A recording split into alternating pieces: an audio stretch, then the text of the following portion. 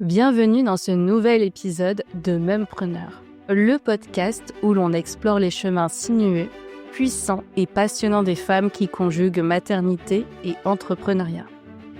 Je suis Margaret Pietcuenca, maman de 2 enfants et bientôt 3, entrepreneur et comme chaque mardi, je serai votre hôte pour cet épisode. Aujourd'hui, je reçois une femme inspirante, stratège du leadership au féminin, maman engagée, fondatrice de Coach Happy, un accompagnement de coaching pour les femmes leaders, créatrice du podcast Sensé pour les femmes leaders. Jenny Chamas, qui nous fait l'honneur de partager son parcours, ses apprentissages et ses clés pour une vie alignée, ambitieuse et libre. Jenny, bienvenue à toi. Merci Margaret, bonjour. Bonjour. Merci d'avoir répondu présente pour cet épisode. Alors, est-ce que déjà tu peux te présenter en quelques mots et puis peut-être me dire combien tu as d'enfants, quel âge, etc. Oui, alors j'ai 40 ans, donc j'ai ouvert une nouvelle page de ma vie il y a quelques mois. Je suis maman de 2 enfants, Charlie, mon fils a 10 ans et Prune, ma fille, a 8 ans. Je suis mariée et je suis chef d'entreprise, comme tu l'as dit. Chef d'entreprise d'une entreprise dont la mission est d'accompagner le leadership des femmes. C'est vraiment notre spécialité à travers le coaching. Voilà. Donc voilà qui je suis. Mais sinon, une Bretonne d'adoption. Je vis à Rennes depuis peu et j'adore cette région. Donc je m'y sens chez moi. Et ça fait combien de temps que tu es entrepreneur ? Tu as eu un parcours avant dans le salariat ? Oui, ça fait 7 ans officiellement et presque 8 ans en réalité. J'avais déjà démarré en sous-marin et j'ai l'impression que ça fait une éternité. C'est-à-dire que mon ancienne carrière en entreprise, au codir d'une entreprise de retail, me semble extrêmement loin en réalité. Et du coup, si je comprends bien, tu as créé ton entreprise, tu avais ton premier enfant. Oui. Et tu es tombée ensuite enceinte de Prune, c'est ça ? Alors, non, pas tout à fait. En réalité, j'ai monté mon entreprise juste après la naissance de ma fille, D'accord. de mon deuxième enfant. Ouais. Ok. Et comment ça s'est passé justement, le fait de monter ton entreprise avec justement 2 enfants, dont un vraiment en bas âge ? Alors, c'était un peu particulier parce que à l'époque, je travaillais en expatriation, donc j'étais salariée. Et cette idée de créer mon entreprise m'est venue de façon évidente pendant ma grossesse. Donc, quand j'ai accouché et repris le travail, à ce moment-là, j'ai commencé à développer en parallèle de mon travail ce projet d'entreprise. Donc, j'avais, on va dire, de 9h à 17h, mon job que je maîtrisais bien. C'est-à-dire, ça faisait un moment que j'étais sur ce poste. Donc, j'avais mon job la journée. Je rentrais le soir, j'étais avec mes enfants. Et quand ils étaient couchés, j'accordais, pas tous les jours, mais 1 à 2 heures de mon temps à cet embryon d'entreprise. Et donc, j'ai fait ça pendant presque 6 mois avant de négocier mon départ. Donc, finalement, aujourd'hui, je me demande comment j'ai pu faire, mais à l'époque, j'étais vraiment portée par une folle énergie. Il se trouve que c'était mon deuxième enfant, Prune, donc j'étais déjà habituée à la maternité. Pour moi, ça a été beaucoup plus facile que la première fois. Donc, j'ai pas senti de difficulté à ce niveau-là. J'étais aussi très soutenue par mon mari. Et puis, j'étais tellement portée par la passion que je trouvais pas que c'était une charge. C'est-à-dire, ces 2 heures passées le soir, j'aurais pu regarder une série ou faire autre chose, lire. Bon, bah non, moi, ce que je faisais, c'était travailler sur la boîte que j'avais envie de créer. Finalement, ça s'est fait assez naturellement. Et ça a été une sorte de déclic au final, la maternité. C'est un peu ça qui t'a poussée à Oui. te re-questionner peut-être et à t'aligner sur tes valeurs et ce que tu voulais en fait aussi dans ta vie. Oui, complètement. Ça a été un déclic. Alors, j'ai toujours su que je voulais être entrepreneur, donc ça, c'était pas nouveau. Mais tout s'est aligné. C'est-à-dire, à la fois, il fallait que je fasse un projet professionnel pour la suite parce que j'étais en expatriation. Donc, il fallait que je décide qu'est-ce que je fais. Je m'expatrie une 2e fois, j'accepte quel poste. À la fois, la maternité m'avait amené encore plus d'idées et de convictions féministes et très alimentée aussi par l'écoute de podcasts. Mmh. Et en fait, tout s'est aligné. C'est-à-dire qu'à un moment, j'étais au bout de ce que je faisais. Ça ne m'intéressait plus vraiment. Et puis, l'envie d'entreprendre est devenue très grande. Et puis, c'est vrai que quand on donne naissance à des enfants, je trouve que le fait de s'arrêter lors d'un congé maternité ouvre un espace où on s'interroge. Et puis là, en plus, j'avais une fille et donc j'avais des interrogations supplémentaires qui étaient, mais ma fille, dans 20 ans, 30 ans, comment elle vivra le monde du travail? Mmh. Donc voilà, j'avais vraiment, enfin tout ça s'est concilié et c'est comme ça que j'en suis venue à monter ma boîte. Tu avais envie de transmettre tes valeurs et à ta fille et ça a été un peu le clivage, le déclic aussi, Oui, qui t'a alors, je sais pas si j'avais envie de lui transmettre mes valeurs à travers l'entrepreneuriat, mais disons que moi j'ai toujours été avide de liberté et pour moi l'entrepreneuriat ça correspondait à la liberté. Et l'idée d'aider des femmes, me portait énormément et quelque part, je me disais: «C'est ma contribution à un monde plus, équitable». OK, Voilà. OK, très bien. Et aujourd'hui, c'est quoi ta vision, parce que tes enfants, ont déjà un peu grandi.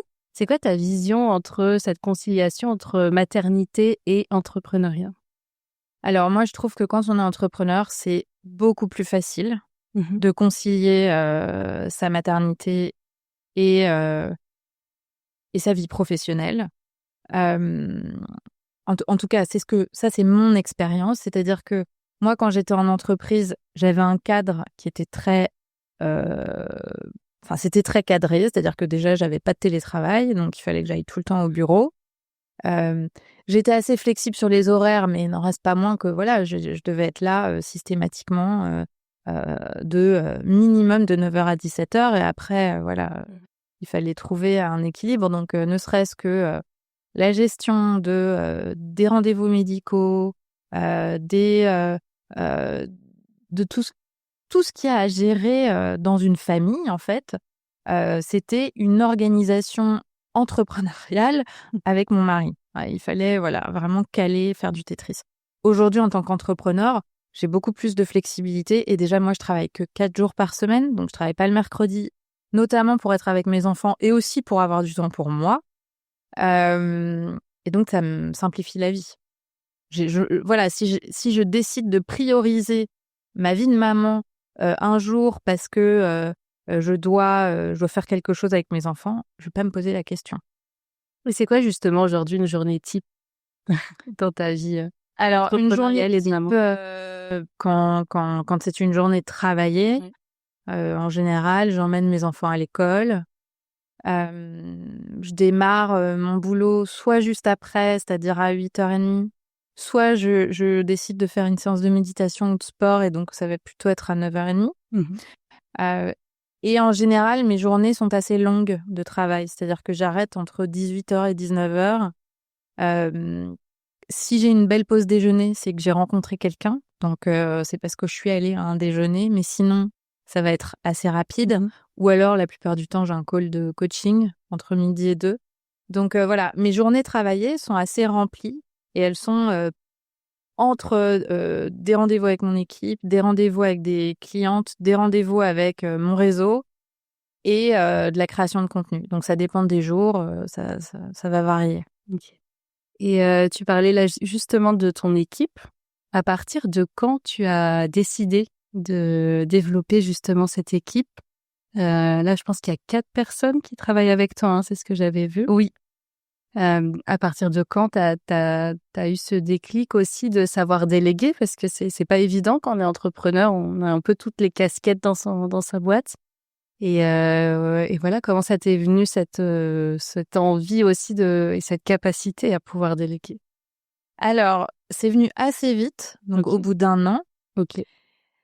parce que, tout simplement, à l'époque, je coachais, en individuel et donc quand j'ai commencé à avoir des clientes et que mon activité, a commencé à se développer, au bout d'un moment, en fait, j'avais plus de place dans mon agenda. C'est-à-dire que j'avais quelques jours où je coachais toute la journée Et puis quelques jours où je gérais le commercial, le marketing, tout le back-end en fait, le podcast, Instagram, les newsletters, enfin l'admin, tout ça, tout ça.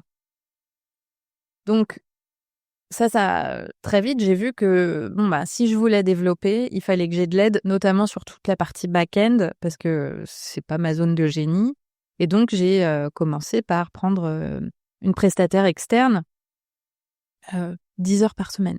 Et puis ça a duré 3 semaines, un mois comme ça. Et puis en fait, on a tellement bien fité ensemble qu'elle est passée à 25 heures et finalement elle est restée sur différentes missions, différents projets pendant 5 ans en partenariat avec mon entreprise Coach Happy. Donc c'était fabuleux. Elle a vraiment contribué au développement de l'entreprise et elle a occupé différents postes. Et ensuite, 1 an après ça, j'ai embauché ma première salariée pour gérer tout le marketing. 1 an après ça, j'ai embauché ma première coach pour gérer tous les programmes.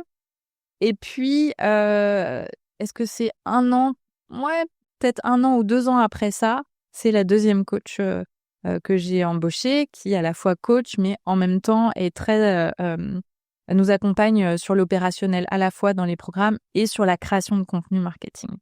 Donc voilà, ça s'est fait assez vite. Et puis entre-temps, j'ai décidé de prendre une assistante et en externe. Enfin voilà, il y a eu. Et puis ensuite, d'autres prestataires externes qui ont fait partie de l'équipe, mais plus ponctuellement, on va dire.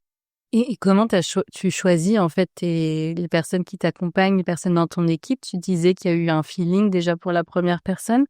Et après, comment ça s'est passé? Alors, c'est très intuitif, c'est-à-dire Mhm. que la première personne, vraiment, ce qui s'est passé, c'est que je suis allée sur le site Malte. Ouais. J'ai repéré 2-3 profils, j'ai envoyé à 3 personnes. C'est la première qui m'a répondu. Je lui ai fait faire un test et en fait, on a tout de suite fité. Et en fait, ça a démarré une collaboration de 5 ans, c'est quand même incroyable. Ensuite, j'ai embauché une de mes amies avec qui j'ai fait mes études à Sciences Po.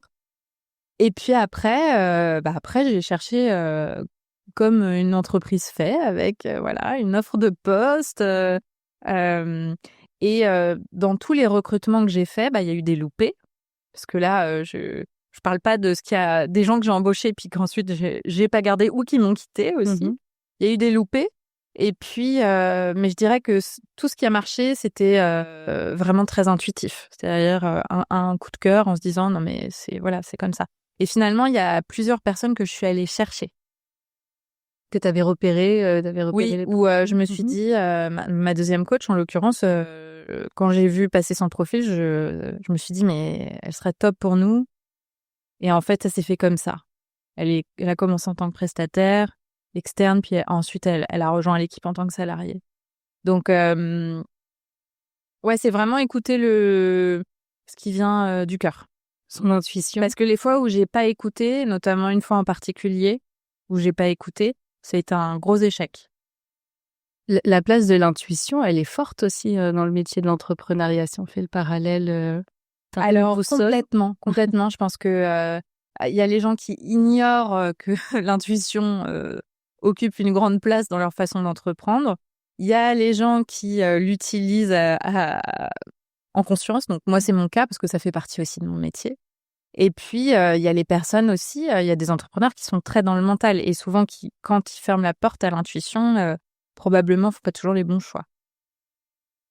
Là, on parle de l'intuition comme boussole. Je pense que ce qui vient aussi en complément, c'est la vision de l'entreprise. On en parle beaucoup avec les entrepreneurs, avoir cette vision à 3 ans, 5 ans, etc. Toi, tu l'avais dès le démarrage de ton entreprise, cette vision que tu as aujourd'hui, enfin l'entreprise telle qu'elle est aujourd'hui? Ou Alors, ça a évolué ça a évolué, Mhm. mais ce que je peux dire, quand même, aujourd'hui, je dirais, effectivement, une grande partie de la vision s'est réalisée. C'est-à-dire que moi, je me voyais travailler en équipe, Mhm. donc ça, c'est fait. Je me voyais accompagner des femmes. Le leadership, c'est venu au bout d'1 an en coachant des femmes. J'ai réalisé que vraiment ça, c'était mon créneau. Hem Et puis après, donc oui, j'avais une vision très claire et qui s'est affinée au fur et à mesure du temps. Il y a eu beaucoup de test and learn, aussi de recadrage sur OK, mais quelle place moi j'ai envie d'occuper dans l'entreprise, à quoi j'ai envie que ressemble mon quotidien. Par exemple, ma vision initiale, c'était une boîte qui était quelque part beaucoup plus grosse, tu vois. Et en fait, je me suis rendu compte au fur et à mesure du temps que je n'étais pas certaine d'avoir envie d'occuper le poste de CEO d'une boîte plus grosse, de ma boîte plus grosse. Parce que ça m'aurait éloignée de mes clientes, éloignée de l'accompagnement, et que finalement, je pense que je suis une bonne chef d'entreprise. Et en même temps, je pense que ma zone de génie, elle est probablement davantage sur l'accompagnement. Et donc, j'avais envie de concilier les deux et en même temps, de répondre à mon envie de liberté, mon besoin de temps. Donc, voilà, c'est un mix. Et donc, au départ, je voyais pas tout ça parce que j'avais jamais été entrepreneur. Je savais pas exactement ce que ça impliquait. C'est vraiment l'expérience qui m'a fait prendre conscience de ça. Là, tu parles de tes accompagnements. Est-ce que tu peux en dire quelques mots, peut-être les développer un petit peu plus? Qu'est-ce que tu proposes concrètement? Oui. Alors, ce que je propose concrètement, c'est un programme qui s'appelle Sensé, le même nom que le podcast, qui est un programme de coaching, d'accompagnement des femmes leaders qui se déroule en 4 mois. Et c'est un programme dans lequel ces femmes sont accompagnées en petits groupes, donc en collectif, mais des groupes cocons où on se connaît toutes finalement à la fin les unes les autres. Elles viennent d'entreprises différentes, parfois sont entrepreneurs ou libérales ou salariées en entreprise. Et avec mon équipe, on les accompagne à travers du coaching collectif, du coaching individuel, du mentoring, de la formation. Et en fait, on les aide à déployer leur leadership et surtout à lever toutes les barrières qu'elles peuvent avoir. Les barrières les plus grandes étant le manque de confiance et le sentiment d'illégitimité, alors même qu'elles réussissent très bien leur carrière, hein, c'est hyper important à dire.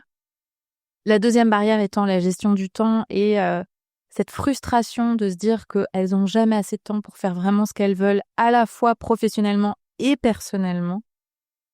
Et on les aide à aussi trouver leur place, leur posture et vraiment réaliser leurs ambitions. Voilà. Et le nom Sensé, ça t'est venu comment?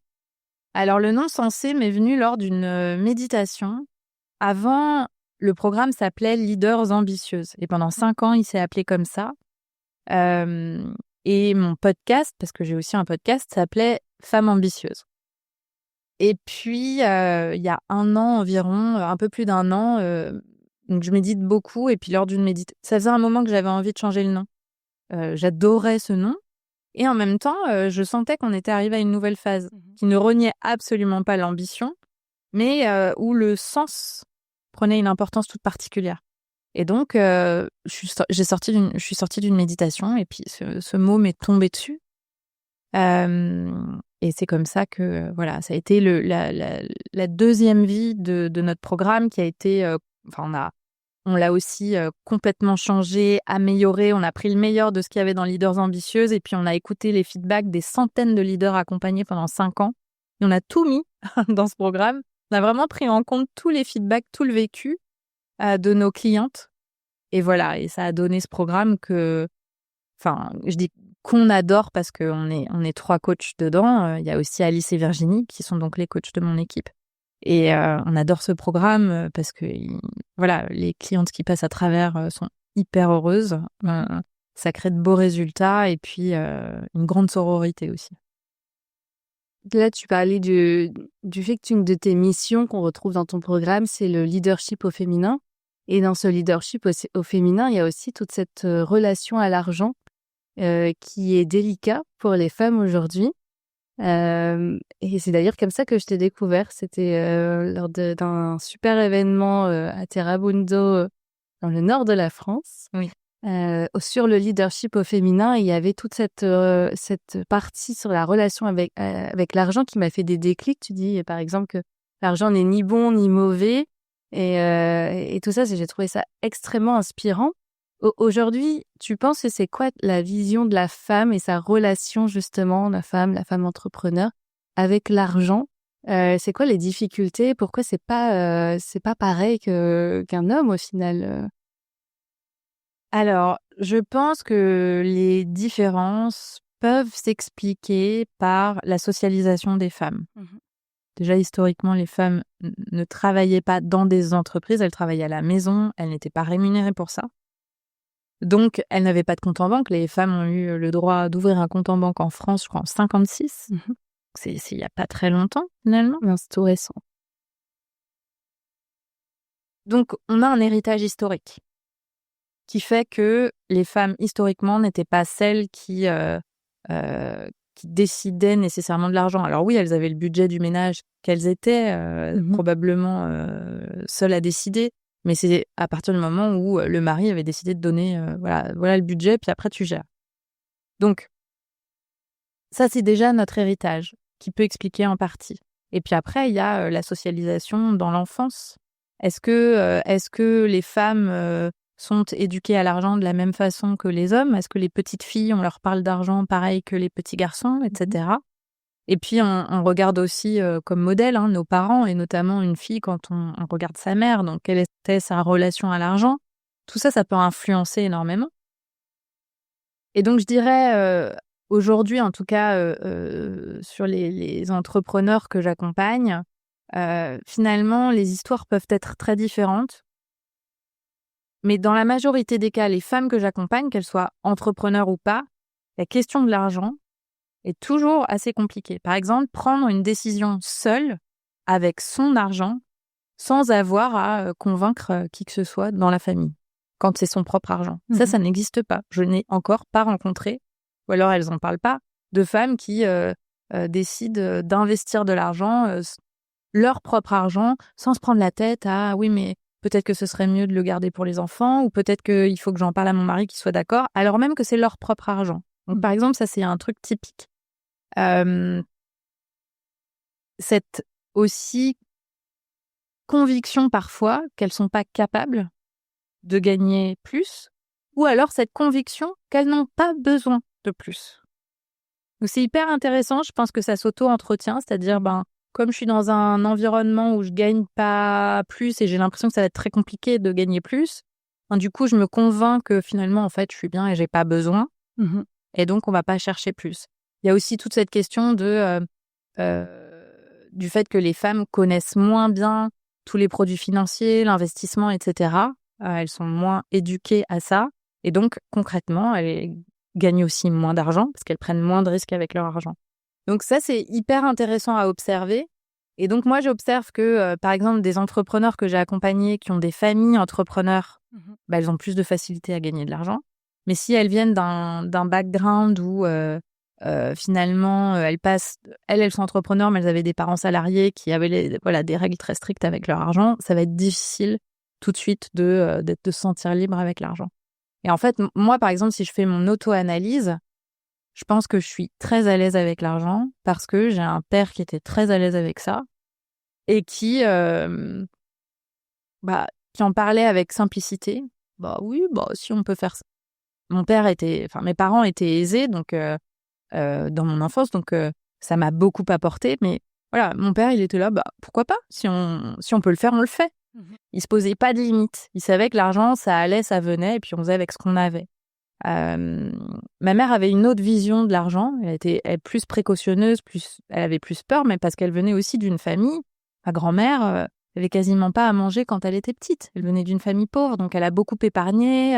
Elle a vraiment eu une forte ascension sociale. Donc tout ça, ça joue énormément sur la relation des femmes à l'argent. Et donc la question après, c'est comment on se saisit de ça?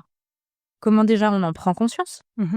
Et puis ensuite, qu'est-ce qu'on veut en faire? Est-ce qu'on veut rester avec les pensées, les croyances de nos parents, de nos grands-parents, de la société, du regard des autres? Ou est-ce qu'on veut s'affranchir de tout ça et créer une aisance financière qui nous convient? Quoi que ça veuille dire. Après, chacun y met ce qu'elle veut dedans. Et si on veut justement dépasser toutes ces croyances, donc il y a un travail déjà sur le mindset, je suppose, à mettre en place. Complètement. Que tu vois dans tes programmes, dans les accompagnements. Et il y a aussi toute une partie sur l'éducation financière. Ça, comment on va chercher les ressources sur l'éducation financière? Alors, l'éducation financière, franchement, aujourd'hui, si on est connecté à Instagram ou même Internet, l'éducation financière pour les femmes, franchement, il y a plein de choses. Il y a plein de sites. Je pense par exemple à Plan Cash Media, je pense au travail d'Héloïse Boll, que je recommande tout particulièrement. Et Héloïse Boll et Insa Falassini ont écrit un super bouquin dont je me rappelle plus le nom, sur justement l'argent et les femmes. Et il est hyper pédagogique, il est hyper bien fait. Enfin, je veux dire, aujourd'hui, l'info est là. C'est-à-dire qu'elle est accessible, quel que soit le budget qu'on a. Est-ce qu'on n'a pas envie de dépenser de l'argent, on prend du contenu gratuit. On a un peu de budget et là, on s'offre peut-être un accompagnement sur le sujet. Et vraiment, les ressources sont vastes. Donc il faut tout simplement décider qu'on a envie d'y accorder un petit peu de temps. Et je crois que la plus grosse étape, elle est là, en fait. Elle est d'apprendre que, en fait, c'est pas compliqué. Il suffit juste de s'y intéresser, puis de trouver ce qui nous intéresse le plus là-dedans, en visualisant ce qu'on veut en faire. C'est quoi, in fine, ce que je veux créer en m'intéressant davantage à l'argent, à mon argent, à ce que je veux en faire, à l'investissement, à peut-être améliorer aussi ma rémunération. Et donc, ça passe avant tout, en fait, par un travail d'état d'esprit, par du coaching, parce que cette croyance, elle est difficile à déboulonner. Complètement. Toi, tu disais que tu avais un héritage de par ton père où il y avait des croyances positives, ce qu'on appelle en hypnose des croyances positives autour de l'argent, et de ta maman plutôt des croyances un peu plus limitantes, si je lis entre les lignes. Tu as été justement la combinaison de ces deux héritages. Est-ce que tu as eu des peurs à un moment donné dans ton parcours entrepreneurial et de maman face à l'argent, et comment justement, si c'est arrivé, tu les as dépassées? Aujourd'hui, c'est quoi ta croyance principale, positive ou négative, vis-à-vis de l'argent? Alors, j'ai eu beaucoup de peur. En fait, c'était partagé. C'est-à-dire que j'avais vraiment, c'est ce qu'on appelle la dissonance cognitive, mais j'avais des pensées positives, des croyances positives et négatives en même temps. Et quand je me suis lancée dans l'entrepreneuriat, ce qui était challengeant, qui me faisait peur, c'était mais est-ce que je vais réussir à trouver des clientes? Donc, autrement dit, à générer un chiffre d'affaires, autrement dit, à terme, à me rémunérer. J'avais la chance incroyable de toucher le chômage. Et donc, je savais que pendant 1 an et demi, j'étais tranquille. Et ça, c'était la croyance positive, c'est en 1 an et demi, c'est sûr que ça va le faire. Voilà, donc c'était les deux. Ensuite, j'ai commencé à générer du chiffre d'affaires, et donc au bout d'1 an et demi, j'ai pu me rémunérer à hauteur de ce que je trouvais très honorable. Donc, ça s'est un peu calmé. Mais finalement, j'ai observé que chaque année, j'avais l'impression de remettre les compteurs à zéro. Et donc, souvent, les premiers mois de l'année, j'étais un peu stressée mais est-ce que vraiment on va réussir à faire l'année? Et du coup, je vais réussir à payer alors les prestats, puis après c'était les salariés. Puis je me suis habituée. Je me suis habituée à ça en me disant: «Mais en fait, ça fait 2 ans, ça fait 3 ans, 4 ans, 5 ans, donc maintenant tu sais que en fait ça va marcher». Et puis, ensuite, l'entreprise n'a fait que croître jusqu'à un certain point où là, il y a eu un peu plus de difficultés. Et donc, là, de nouvelles peurs sont apparues. Mais, est-ce que je vais être capable de gérer ça? Et puis, en fait, j'ai réalisé que finalement, j'étais une très bonne gestionnaire, que j'étais aussi très bien entourée, et que, en fait, j'avais construit mon entreprise pour faire face à tout type de situation. Et donc maintenant, la pensée qui m'accompagne, donc j'ai plusieurs pensées. Donc les pensées qui m'accompagnent, c'est l'argent, ça va, ça vient. Regarde ta vie. En fait, t'as déjà tout. T'as pas besoin de plus. Donc, et en fait, la réalité, c'est que j'ai une vie extrêmement généreuse sur tous les plans. J'ai le temps, j'ai l'argent suffisant pour faire ce que j'adore, vivre là où je veux, voyager, m'offrir des choses de temps en temps, me faire plaisir avec les gens que j'aime. Et puis, que j'en ai plus, que j'en ai moins, j'ai des passions dans la vie aussi qui demandent pas tout le temps d'argent. Donc, je me dis: «Bah oui, en fait, si j'avais ça en moins ou ça en moins, en vrai, je pourrais être tout aussi heureuse». Donc ça me rassure. J'ai une pensée qui est « je suis une très bonne gestionnaire ». Ça, je l'ai vraiment construite notamment avec une personne qui m'a accompagnée en finance qui s'appelle Laetitia Mespled et qui m'a montré qu'en réalité, je l'étais. Puis c'est drôle, j'avais rendez-vous hier avec mon expert comptable qui m'a dit « c'est beau ». Voilà. Et je me suis dit « ah ouais, en fait, ça, c'est une pensée que je peux garder ». Donc ça m'aide. C'est-à-dire que quoi qu'il arrive, je retomberai sur mes pattes. Et puis j'ai une autre pensée qui peut peut-être aider les entrepreneurs. C'est je sais que ma boîte peut se planter, comme n'importe quelle boîte. Enfin, ça, c'est une réalité, voilà. Même comme un gros groupe peut éventuellement un jour se planter. Et donc, moi, je me dis, en étant entrepreneur, j'ai développé la capacité à créer de la valeur et à gagner de l'argent.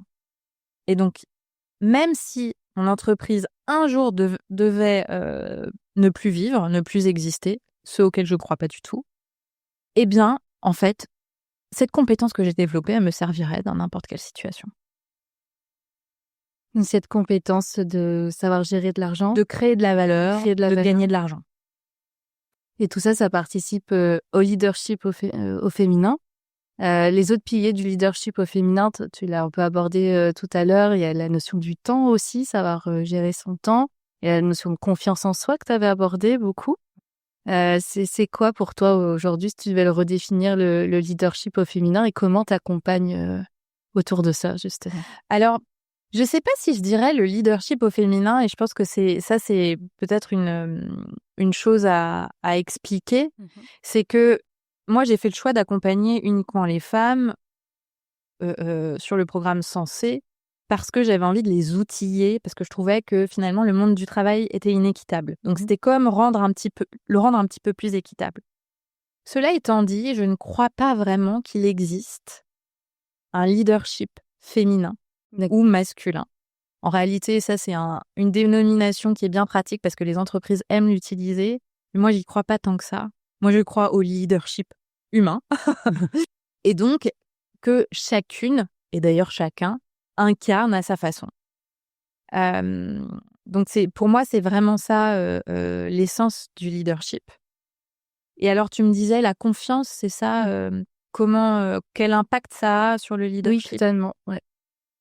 Alors, je dirais que si on le regarde en creux, le fait de pas se faire confiance, de douter beaucoup, peut altérer notre leadership. Donc, par exemple, prendre ses décisions en fonction de ce que les autres pensent uniquement, sans faire confiance à son propre ressenti. Dire ou ne pas dire, selon les personnes qu'il y a autour. Et finalement, c'est-à-dire déporter son centre en fonction de l'extérieur. Pour moi, le leadership, ça s'incarne avant tout de l'intérieur, en étant connecté à ce qu'on sait, ce qu'on sent, et en étant avec un esprit très curieux de « j'essaye et j'apprends ». Évidemment, on est connecté à l'extérieur, parce que sans l'extérieur, on ne fait rien. Un leader tout seul, il ne fait rien.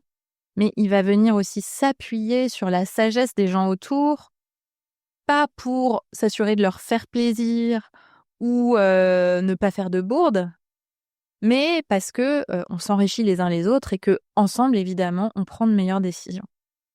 Donc, la confiance ici joue un rôle majeur parce que, alors je dis pas qu'on a besoin d'avoir confiance en soi 100% du temps, c'est utopique, ça n'existe pas, ça n'existe chez personne, ou alors chez les psychopathes. En revanche, je pense qu'il faut il faut apprendre à voir quand je doute trop, c'est que là, je suis complètement à côté de la plaque. À un moment, je me remets dans mon centre et je décide de décider, même si j'ai peur. Et le doute qui est sain, qui est la remise en question, qui peut aussi faire avancer. Donc voilà, c'est trouver ce juste équilibre qui s'apprend. C'est un travail qu'on fait beaucoup, beaucoup en coaching. Aujourd'hui, tu l'incarnes, ce leadership féminin. Je suppose que pour toi aussi, ça a dû être un apprentissage. Comment toi, tu l'as appréhendé à ta manière? Et est-ce que la maternité, ça l'a un peu chamboulé à un moment donné ou pas? Alors, Le leadership, je pense que je l'incarne depuis effectivement un bon bout de temps, c'est-à-dire bien avant d'être coach et dans ma carrière précédente. J'ai beaucoup appris en observant. C'est vraiment l'observation et l'expérience, c'est vraiment ma façon d'apprendre. Donc moi, j'ai observé des managers qui étaient de très mauvais leaders, et puis j'ai observé des managers qui étaient d'excellents leaders, et puis j'ai observé des leaders qui n'étaient pas managers. Et en fait, j'ai appris par mimétisme. Ça, c'est la première chose. Je trouve que on a beaucoup d'exemples. Et moi, j'ai eu surtout des exemples masculins, finalement, parce que j'ai eu pas mal de boss masculins. C'est ça qui m'a construite au tout début, le mimétisme. Et puis ensuite, ensuite, j'ai appris en faisant. C'est-à-dire que je pense que j'avais un capital confiance qui m'a été offert généreusement par mes parents, qui m'a beaucoup aidée. Et puis après, les expériences de la vie ont pu carrément chambouler ça. Voilà, la vie n'est pas toujours rose. Il y a les hauts, il y a les bas. Et donc, oui, j'ai eu plusieurs expériences, finalement, pas tant la maternité que ça, mais d'autres expériences de ma vie qui ont chamboulé ma confiance en moi. Et en fait, ça, c'est vraiment ce qui m'a aidée.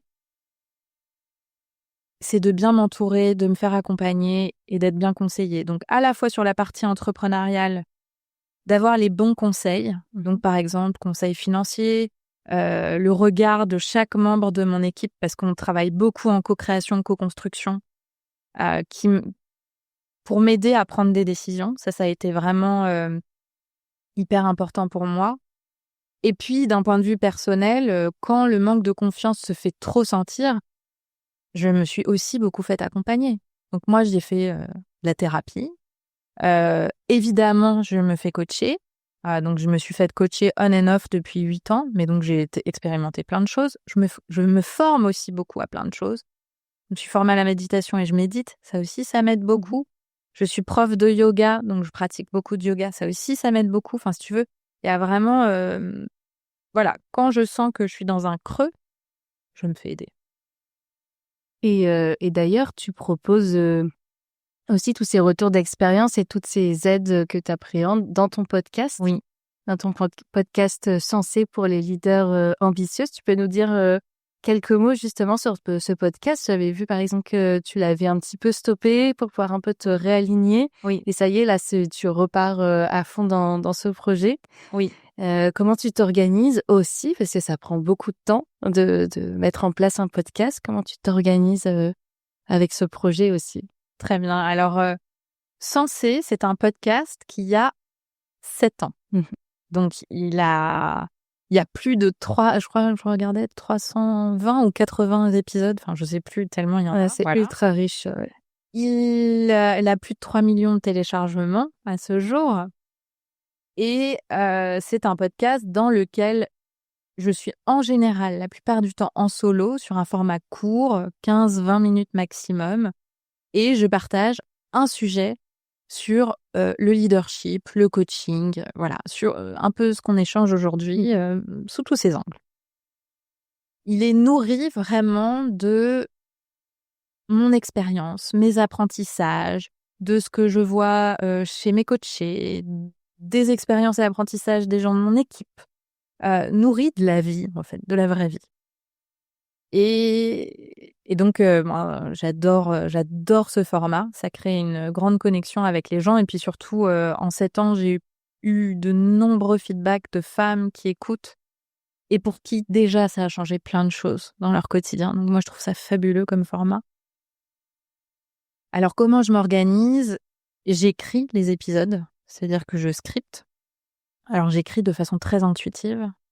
Et je n'utilise pas ChatGPT. C'est-à-dire que ça n'existait pas à l'époque. Je continue à écrire, mais là, j'ai lu récemment une newsletter d'Alexandre Dana qui donnait un bon tip. C'était de mettre ses newsletters dans ChatGPT et de lui demander de le critiquer, de challenger. C'est peut-être un truc que je ferai à l'avenir pour que ce soit encore mieux construit. Mais en tout cas, voilà, ça vient du cœur et ça, c'est la base. Et puis ensuite, j'enregistre. Donc, chez moi, avec mon matos. Et après, le reste est délégué. Donc, le montage est délégué à un ingénieur du son qui met la musique, qui clean le son. Et puis, tout ce qui est mise en ligne et communication sur le podcast, c'est Alice qui s'en charge, qui donc est coach dans mon équipe, mais qui fait aussi une partie du marketing. Voilà. Et ton podcast, on le retrouve toutes les semaines, c'est ça? Tous les mardis matins, sur toutes les plateformes d'écoute. C'est Sensé, SENSEES. Et voilà, c'est un bon moment. Et qu'est-ce que ça t'apporte, toi, personnellement, ce podcast et ce partage, justement? Alors, ça m'apporte plusieurs choses. Déjà, la première chose, c'est que j'adore partager par la voix. Et donc, moi, à chaque fois que j'écris ou que j'enregistre un podcast, j'ai vraiment le sentiment d'avoir à côté de moi, en face de moi, toutes mes auditrices. Donc, pour moi, c'est un moment de partage, même si ça se fait en décalé. La deuxième chose, c'est que ça m'amène à formuler certaines réflexions et donc à les approfondir. Et donc, pour moi, ça me nourrit énormément et ça nourrit aussi mes programmes de coaching. Ça nourrit des conversations que je peux avoir. Ça nourrit aussi des coachings concrets que je peux avoir.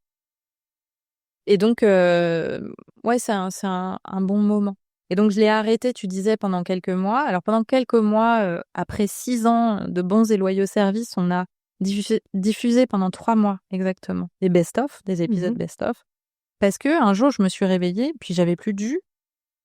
Mon cœur, était un peu, ne vibrait plus tout à fait. Et je me suis dit, je sais que ce podcast, il a marché. Parce que j'ai toujours fait, vraiment guidée par l'envie, le cœur. Et donc, je me suis dit, bon, c'est pas grave, on va prendre une pause. On a plein de best-of, des personnes qui nous ont rejoints il y a peut-être 1 an et qui n'ont pas écouté tous les épisodes d'avant. Il y a plein de choses à partager. Et je me suis donné le temps et je me suis même donné l'autorisation d'arrêter complètement si je voulais. Et en fait, au bout de quelques semaines, j'ai senti en moi cette vague d'envie. J'avais plein de choses à partager, j'avais envie d'y revenir. Et donc voilà, j'y reviens, mais portée par une énergie qui me plaît. Et est-ce que t'as un épisode particulier qui t'a profondément marqué? Ouais, c'était quoi ton plus beau souvenir pour les épisodes passés autour du podcast? C'est difficile comme question. J'ai plein d'épisodes qui m'ont marqué, mais je dirais peut-être ceux qui ont le plus marqué les personnes qui écoutent. Je pense qu'il y a l'épisode sur le concept de la bonne élève qui parlera à beaucoup de femmes leaders. Moi, j'ai pris beaucoup de plaisir à écrire un épisode sur la visualisation qui, je sais, a beaucoup plu aussi parce que j'y raconte dedans une histoire très personnelle de comment ma maison rêvée à la mer s'est matérialisée dans ma vie à travers la visualisation. Je pense que ça a parlé à beaucoup de gens. Et puis, c'est une jolie histoire. Et puis récemment, on m'a rediffusé un best-of qui s'appelle, que j'ai écrit avec vraiment beaucoup de cœur. C'était Vieillir et s'aimer comme on est.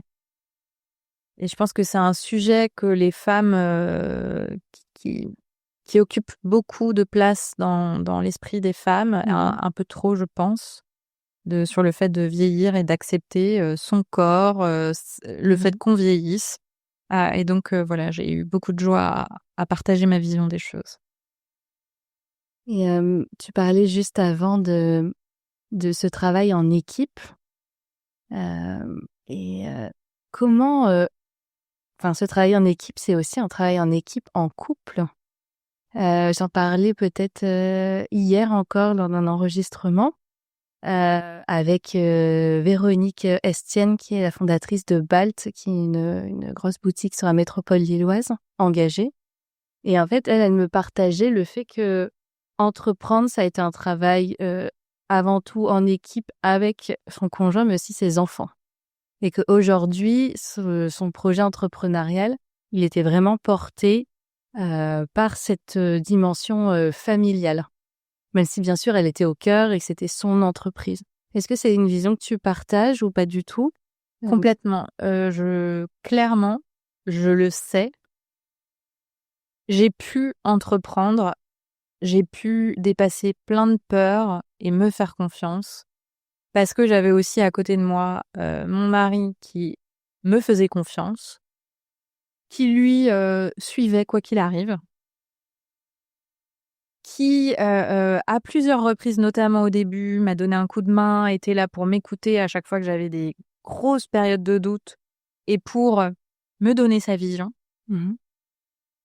Et puis en tant que père, lui, il prend pleinement sa place. Donc en fait, on navigue vraiment ensemble et à chaque fois, qu'il y a à prioriser nos enfants, eh bien, on décide ensemble de qui prend le lead Mmh. et c'est pas toujours moi. On est vraiment, sur un pied d'égalité et ça, je pense que, c'est vraiment ça devrait être normal, mais c'est une grande chance dans notre société et donc oui, je pense que ça participe énormément au fait que, je me pose pas de questions. Aujourd'hui, si je devais être célibataire, je continuerais à être entrepreneur. Mais pour me lancer et pour faire rouler, le truc, il a fallu aussi investir beaucoup de temps, heu, prendre des décisions familiales et donc qui ont impliqué aussi mon mari et mes enfants font partie de l'aventure. Déjà parce que moi, aujourd'hui, je travaille à la maison et que, ils ne me dérangent jamais dans mon bureau quand ils savent que je travaille parce que je leur ai expliqué, ils le comprennent. Bon, ils sont aussi assez grands, ils ont 8 et 10 ans, hein et heu, ils sont hyper admiratifs et ça c'est vrai que pour moi, c'est très encourageant. Mmh. Mon fils, être entrepreneur, pour lui, c'est normal. Moi, quand j'étais gamine, je voulais être entrepreneur, mais je savais pas si je pourrais parce que mes parents étaient salariés Mmh. et donc je me dis: «Mais c'est génial parce que lui, s'il veut, ce sera facile, en fait». Et justement, s'il voulait, si demain il venait te voir, il disait: «Je veux être, entrepreneur», ça serait quoi le conseil que tu pourrais lui donner? Je sais que c'est pas facile comme question. Crois en toi et tes idées, Mmh. donne-toi les moyens et va jusqu'au bout du truc. Et ça serait ce que tu dirais aussi, à une maman entrepreneur qui viendrait te voir, qui a Ouais, exactement la même chose? ouais. Je pense que l'entrepreneuriat doit être porté par un véritable élan. Pour moi, c'est ça le deal. On choisit pas l'entrepreneuriat par défaut Mmh. ou par, dépit. Parce que, à mon avis, ça, c'est une façon de faire qui est risquée parce que ça vient aussi avec son lot de difficultés, Bien sûr. comme toutes les situations. Donc mais quand il y a l'élan, il y a pas de question à se poser. Après, on étudie et voilà, on voit ce qui est faisable, comment on peut le faire et on essaye d'y aller à fond, quoi. Et justement, tu parles de cet élan, ça peut être en effet un moteur. Parfois, ça peut être aussi un frein en termes de charge mentale. On n'arrive plus à s'arrêter. La charge mentale, on sait que c'est quand même un sujet, fondamental et capital, dans l'entrepreneuriat et encore plus quand on est maman parce qu'on porte aussi beaucoup, même comme, Mmh. quand le conjoint, porte, prend sa place. On sait que c'est quand même la mère qui porte les charges mentales souvent de la famille. Comment toi t'as fait pour pouvoir te retrouver, est-ce que t'as déjà frôlé le burn-out ou? Alors, moi, ma technique, déjà, en termes d'organisation, c'est de prendre beaucoup de vacances. OK. C'est-à-dire que donc je bosse 4 jours par semaine, mais quand je bosse, c'est très intense. C'est-à-dire que je peux Mmh. faire des grosses journées, enfin pour moi, c'est une grosse journée, hein, de commencer à 8h30 et peut-être, de finir à 19h. Je considère que c'est une très grosse journée. Après, chacun a des définitions différentes, mais le 4e jour, aujourd'hui, je le consacre à mes enfants, donc finalement, c'est pas là où je me repose beaucoup. C'est sûr. En revanche, ma technique, c'est de prendre beaucoup de vacances. Mmh. Donc je prends des vacances régulièrement et l'été, je m'arrête longtemps. Donc ça m'aide à équilibrer. C'est ma façon C'est d'équilibrer. une vraie coupure que tu arrives à faire? Voilà, oui. OK. Et parfois, il y a certaines vacances où je ne coupe pas vraiment à 100 mais c'est par choix. Et donc, Mmh. en fait, j'y trouve mon compte. Ça, c'est la première chose. Après, il m'est arrivé de frôler le burn-out. Alors déjà, j'ai déjà fait un burn-out en entreprise Mmh. au début de ma carrière. Donc je sais ce que c'est, ça c'était, voilà, ça m'est arrivé. Dans l'entrepreneuriat, il m'est arrivé de frôler le burn-out, mais de frôler parce qu'en fait, en réalité, je savais déjà ce que c'était et donc l'avantage que j'ai, c'est que moi, les signaux, je les vois tout de suite. Mmh. Et donc, je prends le taureau par les cornes et voilà, je fais du tri, je fais de la place, j'arrête des projets, je reviens sur des décisions, s'il le faut. Parce que en fait, le jeu n'en vaut pas la chandelle. Donc, et effectivement, oui, le fait d'être mère a un impact sur la charge mentale parce que, on gère, voilà, une famille, une maisonnée, et même quand c'est partagé, parce que j'ai l'impression que la charge mentale, je la partage, il n'en reste pas moins que, c'est quand même beaucoup, Mais en fait. absolument. Et donc, j'ai appris avec le temps à prioriser et vraiment, dans les périodes où je vois que je suis charrette, il y a beaucoup de choses. En fait, je regarde mon agenda et s'il le faut, j'annule des engagements. Que ce soit des engagements professionnels parce que finalement, ils sont pas si importants que ça. Ils vont pas faire la différence pour la boîte. Ou que ce soit des engagements personnels, heu, d'aller à un week-end, avec des copains. Enfin, ça m'est arrivé, hein, d'annuler un week-end avec des copains ou d'annuler une prestation parce que finalement, je me disais: «Non, mais en fait, c'est pas prioritaire». Je le fais si je sens que ça va pas passer. Et justement, tu as eu, alors j'ai pas envie de parler de chance, mais tu arrives à voir les premiers signaux lorsque tu es au bord de l'épuisement? Quelqu'un qui a pas du tout l'habitude, qui sent que ça commence à être un peu difficile, mais qui se dit: «Je suis porté par ma flamme, dans l'entrepreneuriat, je vais aller jusqu'au bout». Qu'est-ce que tu aurais envie de lui dire et comment peut-être, l'accompagner aussi là-dessus? Alors, je lui dirais que, l'entrepreneuriat, c'est, une marche tranquille. Mmh. Ça n'est pas un marathon, ça n'est pas non plus, un sprint. Parce que quand on est, entrepreneur et qu'on se voit faire sur la durée, alors c'est une marche tranquille. Maintenant, il y a des périodes où il y a des sprints. Mmh. Il y a des périodes où peut-être même il y a un marathon. Mais ce sont des périodes. À partir du moment où c'est tout le temps, c'est qu'il y a un problème. Et donc pour moi, il y a un problème, soit de gestion de l'entreprise, soit un problème personnel un problème, je veux dire un challenge Mmh. personnel qui fait que on s'accorde peut-être trop de valeur par rapport à ce qu'on fait professionnellement. Et moi, j'ai envie de vous rappeler, mais en fait, vous n'avez rien besoin de prouver à personne, ni à vous-même. Parce que en fait, à terme, les entrepreneurs qui travaillent trop par rapport à leur capacité, d'énergie, leurs besoins de repos et cetera, en fait, à un moment, au niveau de la santé, ça coince. Donc, c'est aussi ça, c'est bon, OK, j'ai quand même un capital santé. Qu'est-ce que j'ai envie d'en faire? Et puis, mais c'est très difficile de prendre ce recul en plein vol, c'est extrêmement difficile. Et moi, je trouve que, c'est pour ça que se faire accompagner, avoir un regard extérieur, c'est essentiel. Parce que moi, il y a plein de fois, je me serais pas aperçue que ça n'allait pas. C'est parce que, quelqu'un m'a dit, «Non mais là, tu stressée». C'est parce que mon équipe m'a dit: «Non mais là, Jenny, ça fait un peu trop». Mais ça faisait trop pour elle. Mais si elle me l'avait pas dit en fait et moi, je réalisais pas que ça faisait aussi beaucoup trop pour moi. Hem Donc, il faut avoir autour de soi une équipe d'accompagnants, que ce soit les gens qu'on aime, Mmh. que ce soit nos collègues, que ce soit des professionnels de la santé ou du coaching.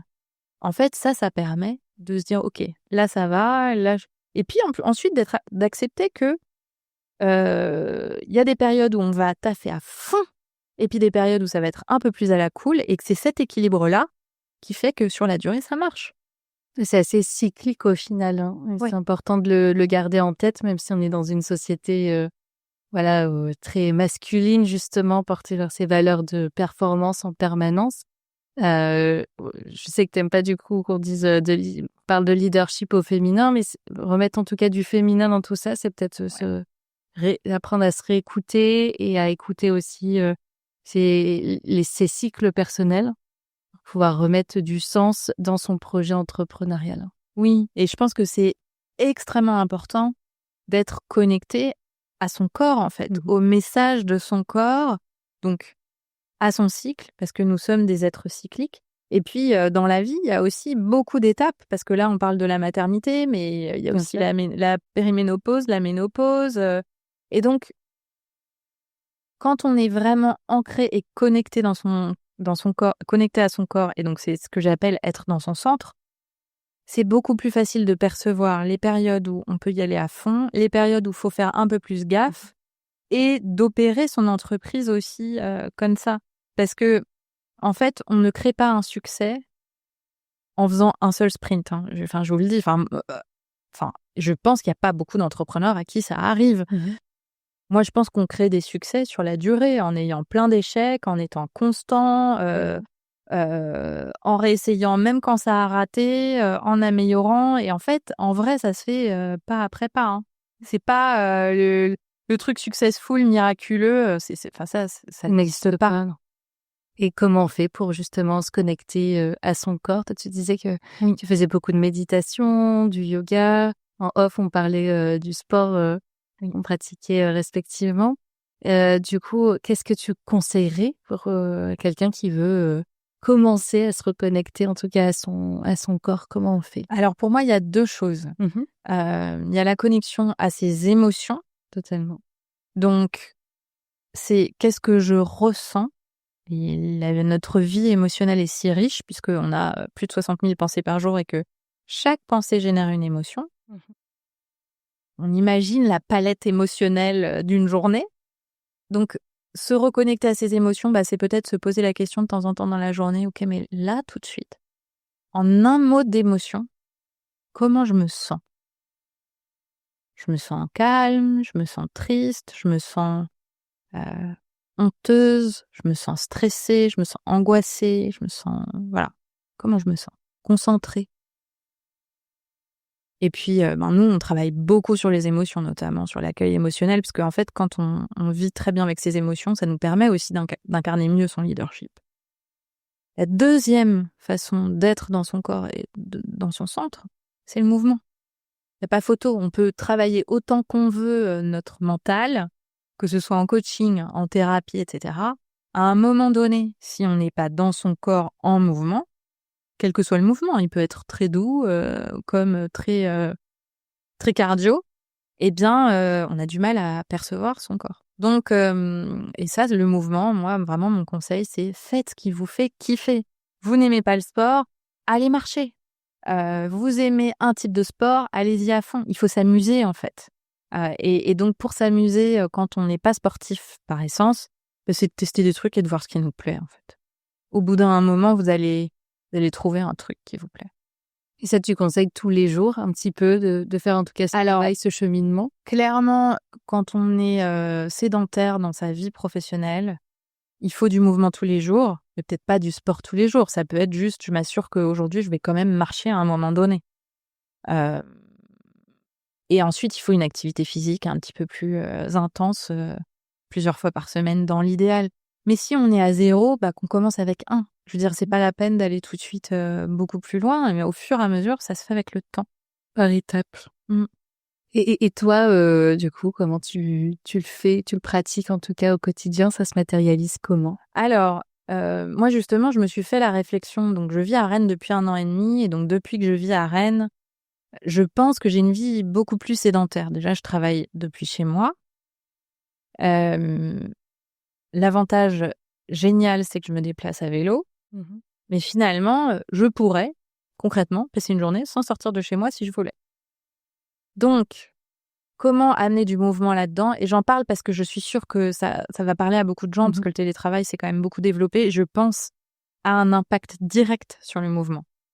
Donc, comment je fais déjà? J'ai un chien que je vais promener, une chienne, Vénus, que je vais promener tous les jours pendant un certain temps. Donc ça, c'est mon moment où je marche et j'essaye de marcher cardio, d'ailleurs de marcher plus vite. C'est un conseil qu'on m'a donné il y a pas très longtemps et que j'applique.